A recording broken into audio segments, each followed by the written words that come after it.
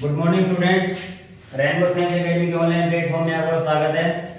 जैसा बच्चे मैंने स्टार्ट कर रखा है एटॉमिक स्ट्रक्चर, और एटॉमिक स्ट्रक्चर के अंदर जो प्रीवियस वीडियो था उसके अंदर उसमें आपने देखा था मैक्स प्लैंक की थ्योरी देखी थी, डी ब्रोगली हाइपोथेसिस देखा था, और उसके बाद में जो बच्चे आपने देखा था वो था हाइजेनबर्ग का अनसर्टेनिटी प्रिंसिपल, यानी हाइजेनबर्ग का अनिश्चितता सिद्धांत क्या था उसके बारे में पढ़ा था बच्चे। तो आज का जो अपना जो टॉपिक रहेगा बच्चा वो बिल्कुल ही क्या है, बेसिक टॉपिक है जिसको आपको समझना जरूरी है। उसके बाद में जो अपना एटॉमिक स्पेक्ट्रा स्टार्ट करने वाले हैं। तो आज मैं जो अब बच्चों आपको पढ़ाऊंगा वो है इलेक्ट्रोमैग्नेटिक रेडिएशन, जो आपके एनसीईआरटी में दिया गया है। तो उसी के बेस अपने चलते रहेंगे। इलेक्ट्रोमैग्नेटिक रेडिएशन काफी लंबा टॉपिक है और उसको अपने क्या करेंगे, डिस्कस करेंगे। इलेक्ट्रोमैग्नेटिक रेडिएशन क्या होती है और ये इनकी प्रॉपर्टीज क्या होती है वो आपने डिस्कस करने वाले हैं। तो बच्चे जो अपनी हेडिंग लगाएंगे वो है बच्चा अपना इलेक्ट्रोमैग्नेटिक रेडिएशन। इलेक्ट्रोमैग्नेटिक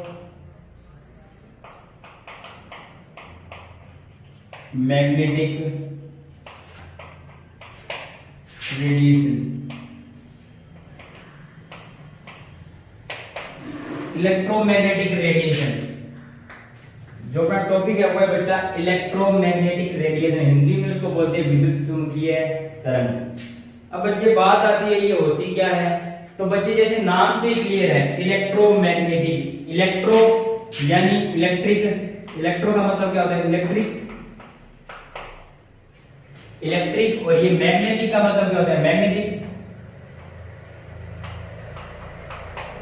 यानी किससे डील करेगा, इलेक्ट्रिक और मैग्नेटिक फील्ड से डील करता है। ये इलेक्ट्रिक और मैग्नेटिक फील्ड से क्या करता है, डील करता है। अब बच्चा समझ लेते हैं इलेक्ट्रोमैग्नेटिक रेडिएशन की डेफिनेशन क्या बोल सकते हैं। तो बच्चे मैक्स प्लैंक ने क्या बोला कि कोई भी जो एक्सेलरेटेड पार्टिकल होता है, कोई भी जो एक्सेलरेटेड पार्टिकल होता है वो क्या करता है, इलेक्ट्रिक फील्ड और मैग्नेटिक फील्ड जनरेट करता है। इलेक्ट्रिक फील्ड और मैग्नेटिक फील्ड जनरेट करता है और उनकी जो डायरेक्शन होती है वो एक दूसरे क्या रहती है, परपेंडिकुलर रहती है, और वो डायरेक्शन ऑफ प्रोपेगेशन की क्या रहते हैं, परपेंडिकुलर रहते हैं।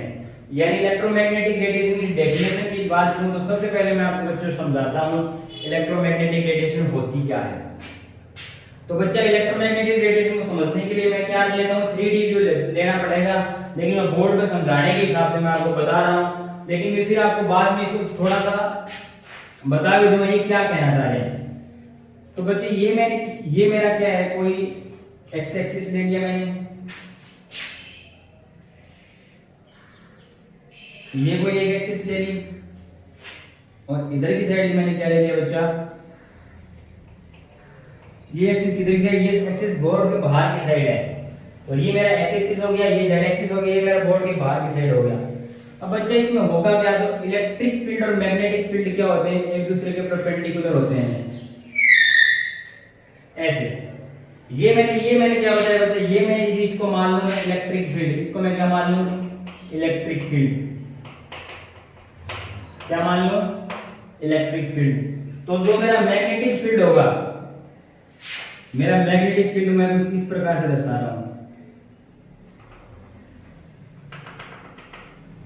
यानी मैं ये कह सकता हूं, इसका मतलब सुन लो आप, ये क्या है मैग्नेटिक फील्ड, ये क्या है magnetic field.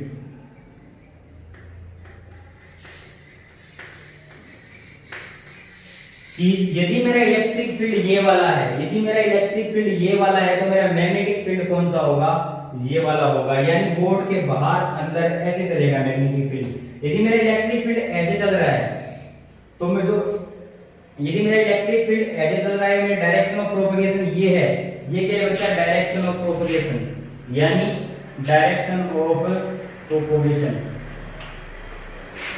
Direction of propagation,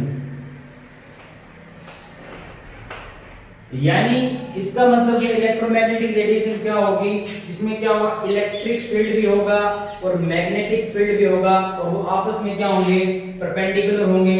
और कंडीशन क्या होगी, वो डायरेक्शन ऑफ प्रोपगेशन के भी क्या होते हैं, परपेंडिकुलर रहते हैं। तो इसको क्या बोलते हैं बच्चा, इलेक्ट्रोमैग्नेटिक रेडिएशन। यानी मैं कह सकता हूं कि इलेक्ट्रोमैग्नेटिक रेडिएशन, इलेक्ट्रिक फील्ड और मैग्नेटिक फील्ड और डायरेक्शन ऑफ प्रोपगेशन आपस में क्या रहते हैं, तीनों आपस में क्या रहते हैं, परपेंडिकुलर रहते हैं। तो क्या बोलते हैं बच्चे, इलेक्ट्रोमैग्नेटिक रेडिएशन। यदि मेरा इलेक्ट्रिक फील्ड ये वाला है, यदि मेरा इलेक्ट्रिक फील्ड ये वाला है तो मेरा मैग्नेटिक फील्ड कौन सा होगा, ये वाला होगा, यानी बोर्ड के बाहर, बोर्ड के अंदर, बोर्ड के बाहर, बोर्ड के अंदर। ठीक है बच्चा।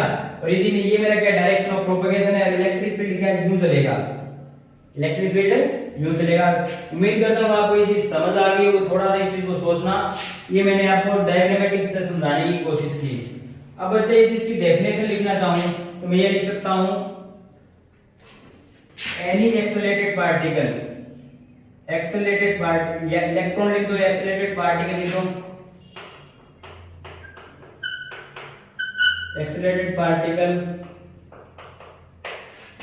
Generate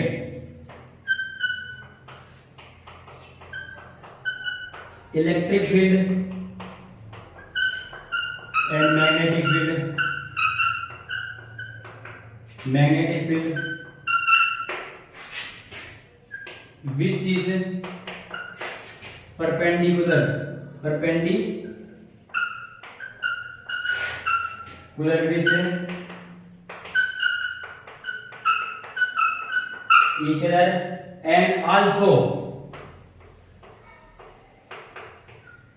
perpendicular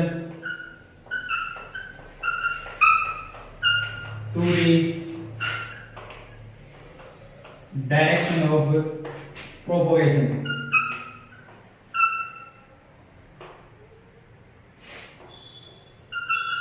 direction of propagation.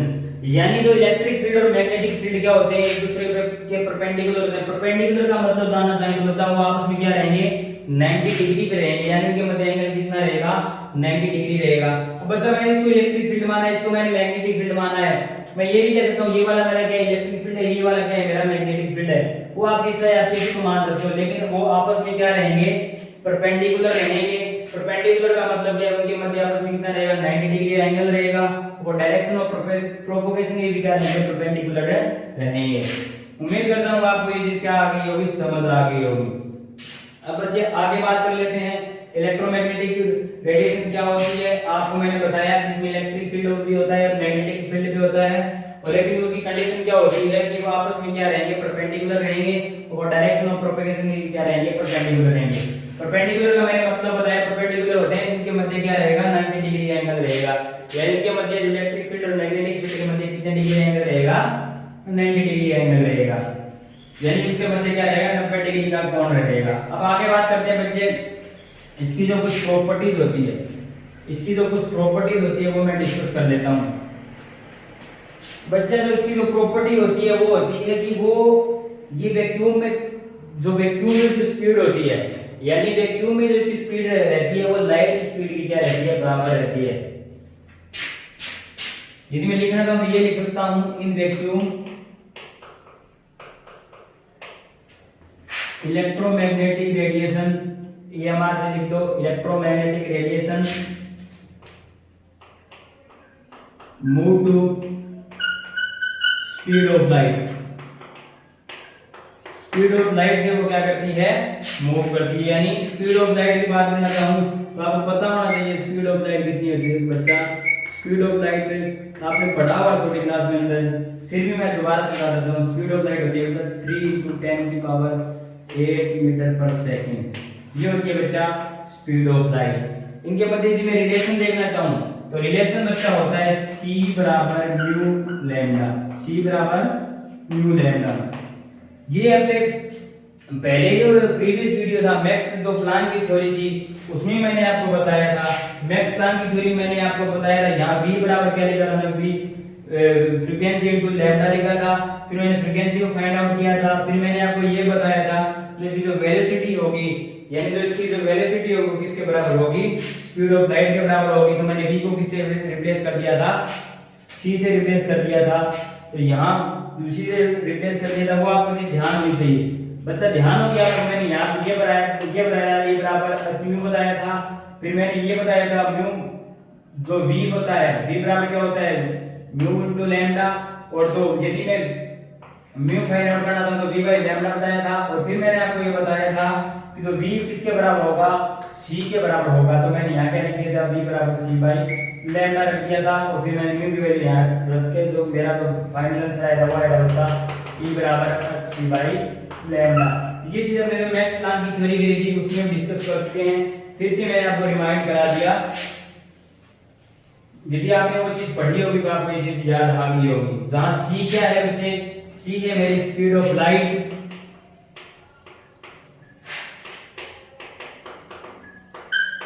Speed of light है। म्यू क्या है, म्यू है बच्चे मेरी फ्रीक्वेंसी, और मेरे लैम्डा क्या है बच्चे, लैम्डा है मेरी वेवलेंथ है। इनके मध्य क्या रिलेशन होता है ये याद रखना है यहाँ पे। अब बच्चा एक चीज और आती है वेव नंबर, क्या चीज होती है, एक चीज अगला जो अपना है वो है वेव नंबर। अब मैं इसको यहीं लिखना चाहूँ, वेव नंबर से यहीं लिखना चाहूँ, तो बच्चा जो वेव नंबर जिसे म्यू बार से लिखते हैं, म्यू बार का होता है बच्चे 1/λ। ये म्यू बार क्या है बच्चा, म्यू बार है वेव नंबर। म्यू बार क्या है, म्यू बार क्या है, यहां लिख दूं मैं इसको, म्यू बार क्या है,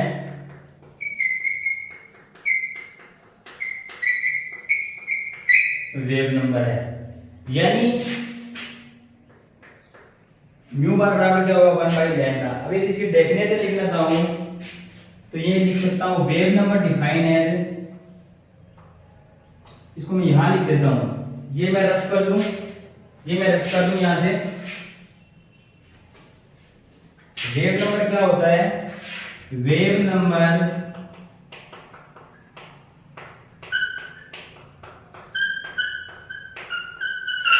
इज डिफाइंड एज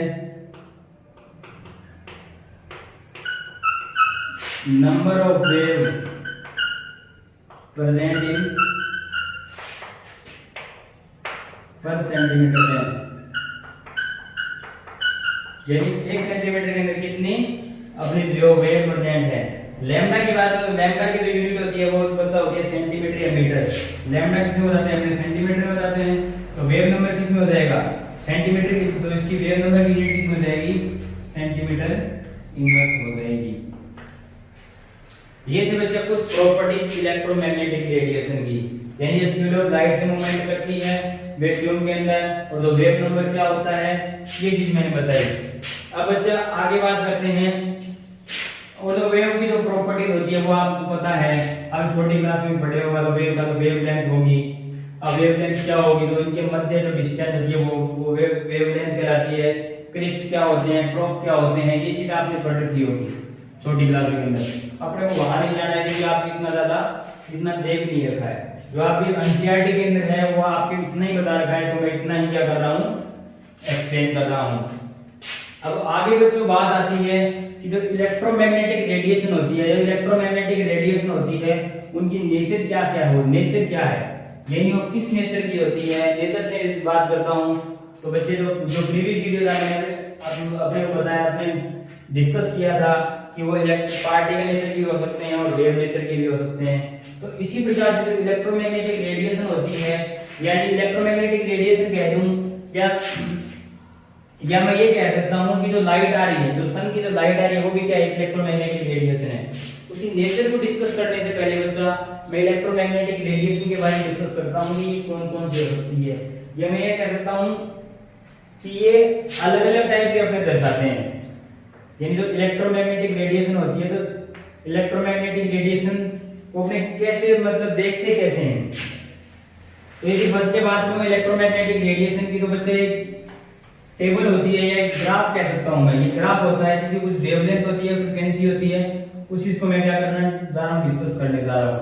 इसको आप जनरल ओवरव्यू से आपको ध्यान रखना है बस।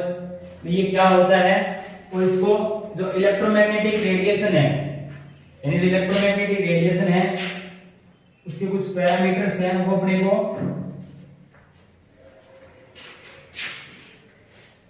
ये बच्चे मैंने क्या बनाया, तो सबसे पहले यहां आता है बच्चे। तो चलिए बच्चों में स्टार्ट करते हैं। इलेक्ट्रोमैग्नेटिक रेडिएशन जो कितने टाइप की हो सकती है, फ्रीक्वेंसी और वेवलेंथ के अकॉर्डिंग अपने को दर्शाया गया है। तो आपकी जो डायग्राम है एनसीईआरटी में उसमें बताया गया है, इलेक्ट्रोमैग्नेटिक रेडिएशन टेबल दी गई है। जहां यहां बच्चों क्या दिया गया है, रेडियो वेव। यहां क्या होती है बच्चों, रेडियो वेव। यहां क्या आती है बच्चे, माइक्रोवेव।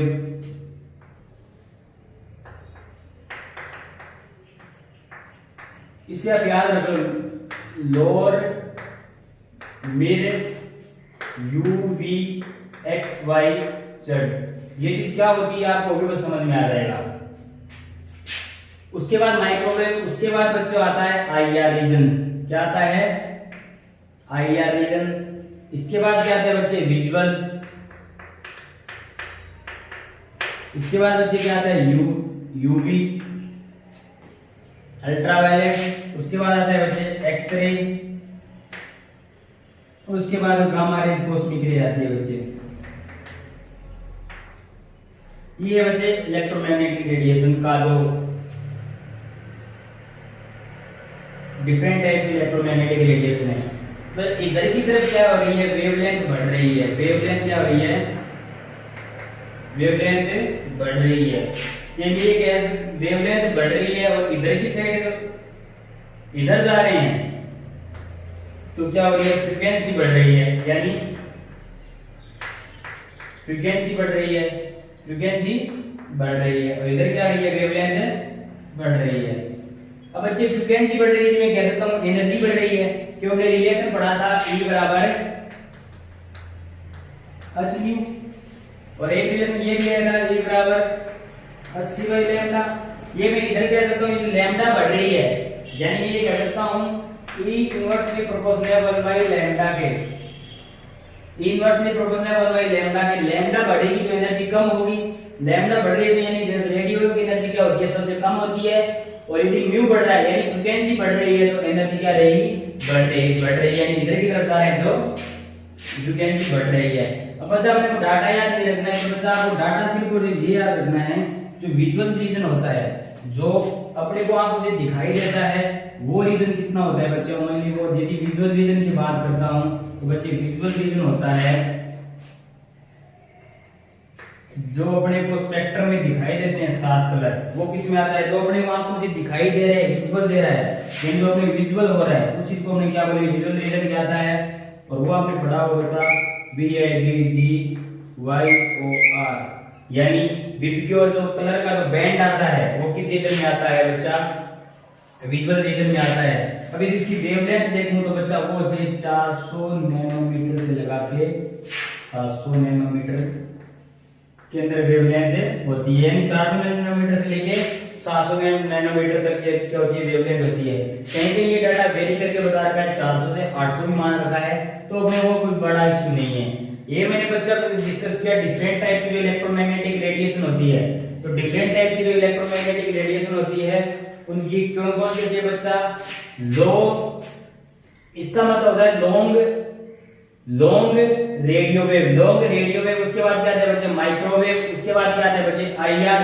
उसके बाद आपको ध्यान रखना है विजुअल आता है, उसके बाद UV आता है, उसके बाद एक्सरे आएगा, गामा रे, कॉस्मिक रे, वो आगे चला जाएगा, आगे चलता जाएगा। ये बच्चों क्या होती है? इधर की तरफ जाती है तो क्या रहती है? वेवलेंथ बढ़ती है, इधर की तरफ तो बच्चे फ्रीक्वेंसी बढ़ती है। आपसे यदि पूछे कि रेडियो वेव की तो वेवलेंथ क्या होती है? सबसे ज्यादा होती है, और फ्रीक्वेंसी क्या होती है? सबसे कम होती है। ये चीज आपको ध्यान रखनी है, थोड़ा बहुत आपको पता होना चाहिए। तो बच्चे जो अपने को आंखों से दिखाई देता है, जो अपने को विजुअल होता है, जो अपने को आंखों से जो अपने कलर दिखाई देते हैं, जो कलर दिखाई देते हैं वो किस रीजन में आते हैं बच्चे? वो विजुअल रीजन में आते हैं। ना तो अपने IR रीजन को देख सकते, ना अपने रेडियो वेव को देख सकते, ना अपने माइक्रोवेव को देख सकते, ना एक्सरे को देख सकते। अपने ओनली विजुअल किसको कर सकते हैं? जो अपने को नेत्र के अंदर जितनी भी कलरफुल चीजें दिखाई देती है, अपने को जो बोर्ड, अपने को सब कुछ जो अपने को दिखाई दे रहा है वो किस रीजन में आ रहा है? 400-700 नैनोमीटर के अंदर। जहां डी का मान बात करूं, violet, indigo, blue, green, yellow, orange और रेड। अभी इनमें बात करूं तो जो रेड कलर की जो वेवलेंथ होती है, जो रेड कलर की जो वेवलेंथ होती है, ये जो रेड कलर की जो तरंगदैर्घ्य होगी सबसे ज्यादा होगी।